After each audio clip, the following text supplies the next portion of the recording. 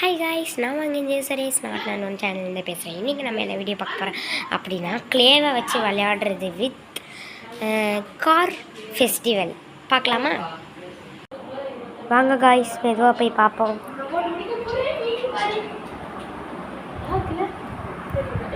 என்னப்பா பண்ணுறீங்க?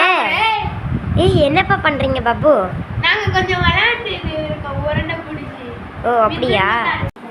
கிளேவை வச்சு விளையாடுறது பார்த்தாச்சு. இப்போ கார் ஃபெஸ்டிவல் பார்ப்போம். This his car festival.